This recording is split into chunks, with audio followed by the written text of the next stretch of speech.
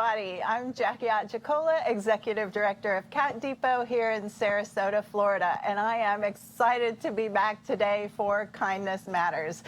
This is a show that explores our relationship with all the living things around us, from the pets living in our homes to the birds in the trees to animals living offshore. We all share our homes and our environment with any manner of creature. So understanding and celebrating all of those relationships gives me great joy. In my life, animals have always played a significant role, and I reflect daily on all of those joys.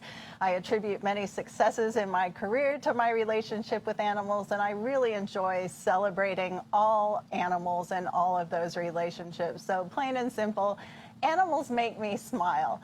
And during this show, we hope to share some joy with you, share a smile with you, and maybe help you learn a little bit of something along the way. And just to get us started on smiling, good afternoon. I'd like to introduce you to Salt. I'm sorry I woke you up. And Pepper, these two kittens were found in Sarasota and brought to Kath Depot a couple weeks ago. They were actually both neutered yesterday. They are very much love bugs. They will be available for adoption right soon, like momentarily. When they came to Kath Depot, they really needed the expert medical attention of our veterinarians, our cat care and veterinary staff, and they got great care. They had a variety of problems.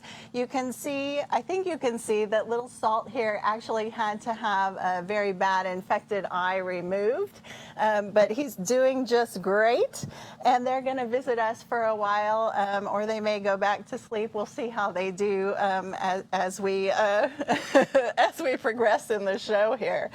So, yeah, are you sneaking away? You're not so sleepy now, are you? So as we say in animal welfare, we are in kitten season, and Kath Depot has quite a few cats and kittens available for adoption. Kitten season is pretty much all year round here in Sarasota because the weather is quite mild. So again, I'd like to put in a plug. It's very important that we all are responsible. We spay and neuter our pets, and we all work together to make sure that the cats and kittens have the loving care and the homes that they need. Okay, guys, we're going to do this. Yes, we are. In addition to kitten season, though, we'd like to talk a little bit tonight about hurricane season. So I can't believe, just like that, June is on its way out the door. Next week is 4th of July. The way 2020 has challenged us, perhaps that's okay. But folks like us who live in Florida are very aware that we need to be preparing for hurricanes. So this is my second summer here, and I am a seasoned planner, but I am not necessarily a seasoned hurricane planner. Yeah, I imagine you're not either there. So we had our refresher course of hurricane training at Kath Depot yesterday, and we have been busy at my house around the Jagola homestead as well, because at both places we have an abundance of critters to look out for. It's not just ourselves. So as you're planning for hurricane season, we're recommending that you have at least 2 weeks of food and water for each individual that you have to care for at your home. Also make sure that you have everybody's medications lined up. It doesn't hurt to have probably 30 days worth of medications. So also with the medication list, now you're going to sleep. That's great. That would be helpful. Yes. Yes, okay, cutie. These guys are not nervous at all. They're being kittens and very anxious. But medication-wise, talk to your veterinarians. And around the 4th of July is a good time to talk about that. Because if you have pets that are afraid or anxious around loud noises or storms, they might need, in the event of a hurricane, some medications to help keep them calm. Now, as far as hurricane prep, also general supplies, cages, toys, blankets, beds, leashes, collars. veterinary paperwork, make sure your vaccines are current, ID tags, waste bags, and make sure that your babies are microchipped and that that registration does track back to your phone number and your address. So annually, when you're doing all your checking, also make sure of that as well. It'd be very helpful to help you plan in advance. Now, evacuation is probably not your first line of defense in the event of a hurricane, but you should know where your evacuation shelter is, what your evacuation zone is, what shelters are available to take pets. Shelters also have advanced entry requirements, especially now during COVID-19.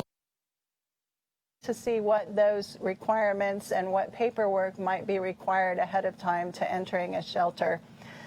So honestly, I can say we are looking into these things and trying to stay up to date. So we will continue to have information on hurricane preparedness and taking care of your pets on the Kath Depot website. And reminder to keep checking your county websites. Kath Depot does have a disaster response team. So we're there to care for the shelter animals, and whether we shelter in place at Kath Depot or whether we evacuate the shelter animals, we work with other shelters in our network and also state and national organizations during a disaster to decide what's in the best interest for everybody's safety, kitties and staff and volunteers and families, everyone's safety. At the Jacola home, oh, you guys are just so cute. Yes, salt and pepper. At the Jacola home, we are not in a flood zone. We're about 20 miles inland. We intend to shelter in place, but we also have horses, we have cats, we have dogs. We have a generator now. We are on a well, but we were very worried about the horses continuing to have a fresh and a good water supply, and they drink gallons and gallons. Okay, guys, work with me here. We're checking to see if our trees are pruned away from the house, that most things that are projectiles we've picked up or we've secured them. Our intent with the horses is to actually bring them into the barn. Some people turn their horses out into the pastures, fenced pastures, mind you, but our horses are more comfortable in the barn, and that's what they are used to. But we've actually acquired some, I think they're cattle marking crayons to draw our phone number on the horses just in case they should get out. We want to make sure that they're tracked back to us, and we can safely, these are non-toxic crayons, we can draw our phone numbers on them. So even though Jacolas are likely sheltering in place at home, we need to decide which rooms in our house are safe away from windows. Okay. We can go back in there. You're complaining? Yes. Okay. There we go. Nap time. Nap time. We have 3 cats, 2 dogs, 4 horses. The cats and the dogs are not going in the same room when we shelter in place because we're going in a small room without windows. So we're talking a pantry, a bathroom, a walk-in closet. So you need to decide those things advance logistically. Even though staying at home might seem like a simple thing to do, you really need to plan for no matter what your hurricane strategy is at home or evacuation. Jacolas are also not campers, but we have bins full of what I'll call camping supplies. We have solar chargers for our phones, batteries, candles, Florida citronella candles as well, and just things that can help sustain us if we are out of power or if the generator runs out of propane. So if you do decide, we'll come back out in a minute.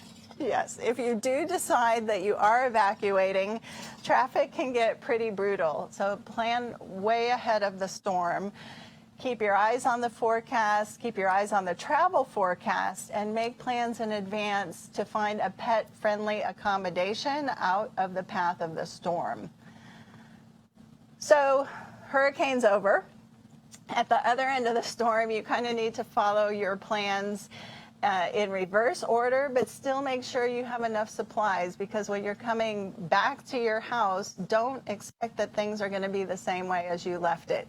You might need to still do a little bit of that camping. You still need to have enough food and water for everyone, and just take good care. And to throw another hitch into the mix, we also are dealing with COVID, so know everybody's travel rules and travel restrictions related to COVID.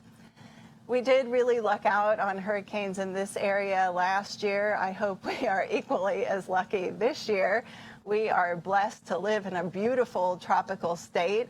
In summer months, it does challenge us in a variety of ways. It's crazy hot right now. But we want to make sure that everyone plans ahead, stays safe, keep all of your loved ones safe. Remember your pets at the top of the list. And speaking of pets and staying safe, I would like to now introduce our guest, Andrew Van Sickle from the state's attorney's office, who Kath Depot has worked with in the past. And also, just a few weeks ago, Andrew spoke with Dr. Rius, our shelter veterinarian, about COVID-19 and a lot of questions that your office was getting. So welcome, Andrew. Thank you very much for having me, Jackie. And on behalf of the state attorney, Ed Brodsky, he wanted me to extend his thanks for inviting me and also for what you do. So thank you. Yeah, it's really exciting.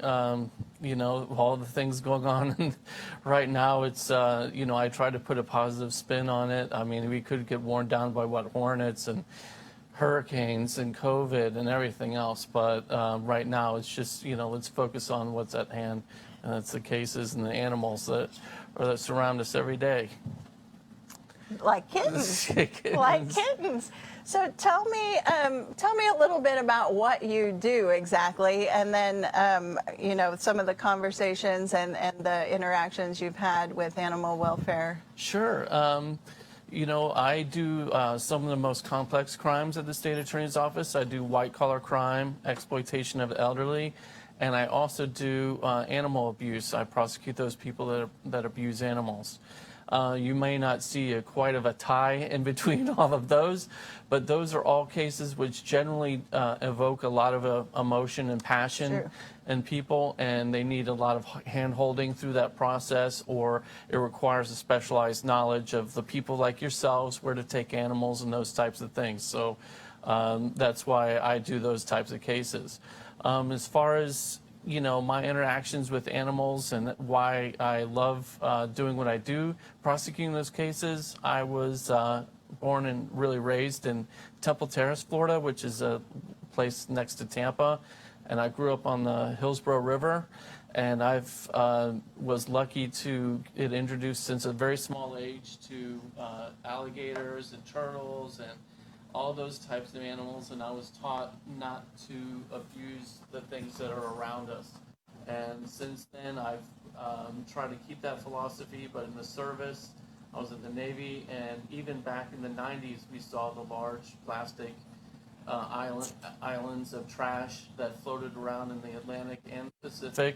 You know, I generally got to see some things that I'm not proud of seeing, you know, like people hunting animals for sport, or killing sharks just for fins, or slaughtering dolphins and those types of things. And so I really wanted to make some kind of impact on that and be able to stop that if it ever did happen. So that's why I really am passionate about being a prosecutor.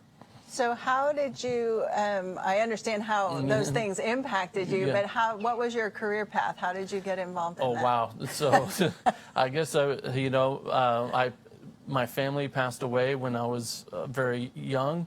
So I kind of floated around for a while. Like I said, I went in the service.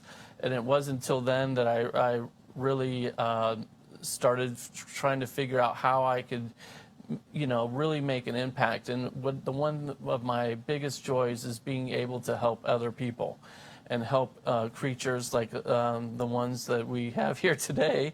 And it just makes you so happy. And I think, you know, what better job other than maybe being a physician or a veterinarian to help animals, what I can do on the front lines. And so I chose to be a lawyer and eventually a prosecutor.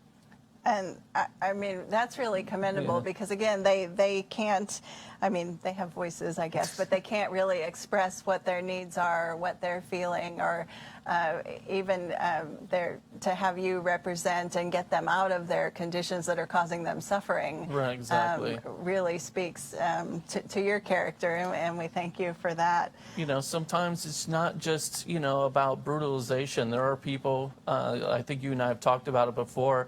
Well, actually, we've had a case in common before where, you know, people took in animals with a very good intent. And you kind of have to be a doctor or a psychologist or a priest, I don't know how you want to say it, and kind of learn what the people's, where it went awry or where, you know, things went badly.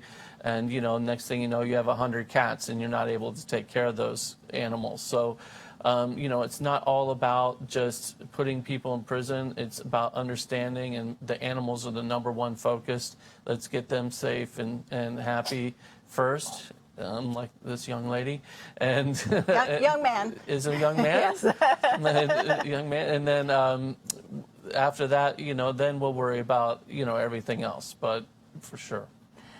And is there an average day? What's an average day like for you? I couldn't even tell you brother. what an average day is like anymore with everything going on. But you know, truthfully, because of the nature of cases that I do, you know, 16-hour days are not unusual for me, usually 6 days a week. You know, it got to a point where I really need to start focusing on my health, so I've kind of let some of the other prosecutors handle some of those cases, but animals still are the #1 thing for me here in Sarasota, so I really try to focus in on that area. And is it, you just normally just work in Sarasota County, or is it Mote County? No, I work, the way that our circuit works, it's Manatee, all of Manatee County, all of Sarasota County, and all of DeSoto County. Okay. So yes, it is huge. You have all of DeSoto County, which are primary agricultural. Right. You have some parts of Sarasota that's agricultural, but then you have, you know, the highly influential area here next to the water, and then, you know, Manatee County is just, you know, you know, a parcheesi of everything. So they have a little bit of both. So it's you have to be able to know your surroundings, how to take care of horses, and horses are finicky, as you know. You know, you don't feed them a certain way for a certain period of time, you know, everything goes terribly wrong.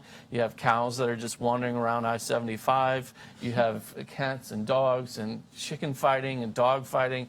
It's just, wow. You know, and not to mention all of the sea life that we have, you know, all the way around us, or all the beaches and things like that. And I have to take care of that as well. Oh, wow. Okay, so you're land, sea, air, you got it FWC, the sheriff's office, everybody. So, yeah, God. I really, the ocean is something that's very near and dear to all of us, obviously, because we like to go there. And lately with the red tides and the death and destruction you've seen lately, you know, that's something that we're trying to work on. Personally, I've, you know, trying to see the water quality and the discharge, pesticides. I mean, it's a huge undertaking, but it's just one of those things that it has to be done. And if I can do something in some way to help even 10%, then I would consider my job accomplished. So you're working with shelters, you're working with scientific agencies, researchers, you cross all kinds of fields. Yeah, Mote Marine, we had the shark case, you know, a year and a half, 2 years ago. You remember the shark being drugged behind the boat there. We've had horses that were, you know, living in pastures for years without any attention. I mean, just everything. So I have to go to you guys for expert help. Sometimes, and like the good doctor that helped me, I just sometimes can't answer those questions. Sure. And I just need, so I'm glad that your organization is around. It really is a big help. Well, and that's, you know, collaboration is the key. We're all experts in certain areas, and without that support and working together, we wouldn't get as far ahead and be able to help as many as we can. So we appreciate those relationships. So is your line of work common? Do each jurisdictions have someone that acts in your capacity on behalf of animals, or are we lucky? I know we're lucky to have you, but is this unique to this area? No, obviously every jurisdiction is going to have cases assigned to a prosecutor that eventually will do it. But, again, that prosecutor may not know all the organizations around and those types of things. So Ed, my boss, actually a few years ago, at the behest of, believe it or not, all the organizations got together and were like, hey, we need someone that really is dedicated to doing this kind of work. And Ed was happy enough to, I guess, appoint me or put his finger on my shoulder. And I said, I'll run with it. I'll do it. Awesome. So how long have you been in the position? Well, I've been in this position now for a little over 2 years. Okay. Yeah. All right. Awesome. And what's the favorite thing that happens to you at work? I mean, what's your feel-good moment? My feel-good moment is, you might want to, most people are like, oh, I finally get to put the handcuffs on someone or something like that. It's really not. It's, what I love is seeing like this, this animal, if I was to see it on the street 2 weeks from now, being held by somebody else and knowing that I was the person responsible for that cat being taken care of, that is the thing that makes me the happiest the most. Yeah. I've seen animals with, recently a dog that had, unfortunately had a terrible situation, but had a leg amputated. But I saw him and his new owner skateboarding over near Benderson Park. So it was doing and I was great. like, I know that dog. I didn't know that dog anywhere. Yeah. It just makes me so happy. Yeah, you have your part in saving that life. At Kath Depot, like when we get these little guys and they come in and they have no one to care for them, but some good citizen brought them to us to help them, and when we see them go into a home, it just it's joyful tears. But we get them. It's really if the dog was to lick me, it wouldn't be so bad. Yeah, no. What's the biggest challenge? Like the thing you really keeps you up at night? Well, obviously, there's a few things, but the biggest challenge I see as a whole in the future is, we are suffering financial struggles, obviously. Especially now. Especially now. And, our budget may or may not allow us to do these types of things. I personally will do, I don't make $1 million, and anybody can see that can see that it's all freedom of information. But the fact of the matter is that, we have to be able to buckle down and keep core principles in place. And that protecting the elderly, white-collar crime, ID fraud, I mean, these are things coming up, and animal abuse, these are things that we have to be able to have specialized prosecutors in, no matter what. And, but as a whole, I'm just generally afraid for good old Mother Earth. I really am. I'm really afraid that I'm not going to be able to leave it in the same condition or better than when I found it. And that's the scariest thing for me. But it sounds like you are absolutely doing your part. So I'm trying. I'm trying. I got a little shovel, but I'm not sure. I'm doing my thing. I think just sharing stories and education and really passion is the key, because that's without education. I think people a lot aren't aware of what you do, and that the animals have more advocates for them. We just need to make people aware of what proper care is, what good care is, and that there is help out there for folks that need it. Yeah, absolutely. Even if you're financially distressed, don't be afraid to make a phone call if you need help. Yep. Mm-hmm. All right. Anything you would like to add before I turn to just a couple fun questions? Yeah, again, it's I get asked all these questions about our environment and the things like that, and I would just caution everybody to please take the time to let the turtle cross the street, let the ducks go across the street. Don't be so selfish. If you catch a fish and you're going to eat it, great.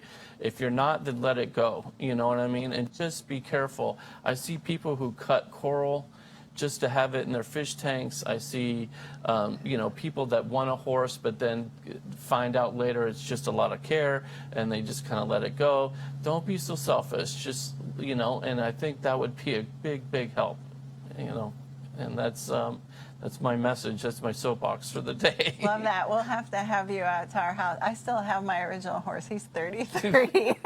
Wow, that's actually 33. Wow, he's I have really two well. 25-year-olds as well, but 33 is swaybacks, huh? We're pushing that. He looks pretty good, but okay. Favorite pet of all time? Ooh, Quick, this is rapid all right, fire, rapid Andrew. fire. I would go with Sam. I had Pembroke Welsh Corgi when I was, ones with the, we have audience here, the ones with the tails, and that dog was just amazing. It was, always never growled one time, just happy as can be, and just ran in circles and. He heard it himself? Yeah, Yeah. Tried to hurt Awesome. me all the time. Yeah. Best pet's name you've ever heard? Ooh, for a cat, I really like Pickles. You remember the cat Pickles? That was like a Tom Hanks movie. He had a cat in a movie with Pickles, and for dog, I would say something like Ruger. A tough That dog. is tough. And then a horse, maybe Dollar from John Wayne. How about that? All right, great. Favorite adventure you have ever had? I would say my favorite adventure would be going to Italy. I've been and just seeing how beautiful the coastlines were, and I've never been. Yeah, it's the history and everything is just an amazing experience. So if you can travel again, well, not if, when you can travel again, where will you go? I've a bucket list item of mine. In the Navy, we got as close as Sydney, Australia, but Yes. I want to go to New Zealand. The animals there would be amazing. I've not been. We shall go. Let's all Yes, go. that's what I think. Just to see the Mother Nature in action. Yeah, New Zealand. Yeah. But I got to find a partner before then. So That would. we'll see. Yeah, New Zealand, Australia. I've not traveled much out of the country, but just the animals there are so fascinating because they have so many things that you wouldn't see here in Florida. No. So, favorite hobby? Soccer. Yeah, Do you play? Yes. Okay. Yeah, well, as best as a 200-pound man can do. But Do you, for fun, or do you play in a league, or? we play up that on what the you end of call them? 17th Street. Yeah, league. No, Yeah, okay. Exactly. Okay, and are you still playing now? Yes, I try. I know it doesn't look it, but I haven't gained the COVID-19 pounds. Do but you have to wear masks when you play? no. Okay. I'm just curious. I just have to know these things. But, okay. Well, Andrew, we thank you very much. It was outstanding. Thank you so much for having me. It's been super fun. Reminder to everybody, and I thank you here at Mars Vision Productions. Thank you, the team at Kath Depot. Thanks for the folks watching. We're just glad to be back. Kath Depot is a 501c3, a nonprofit doing good in the world for cats and people that love them. We are and have been open by appointment only for all of our services. So we're looking forward to your phone call. Check out our services online. We are launching more education programs online and trying to go by way of virtual. So stay tuned and keep up to speed on our website for those offerings that we'll be having. Next month, we hope to welcome a guest from Honor Rescue. And until then, again, give us a call, check our website, comment here on the news feed, and help us save lives. And if you can be anything in this world, let's please be kind and all explore together how kindness matters. Thanks, guys. Thank you, everyone.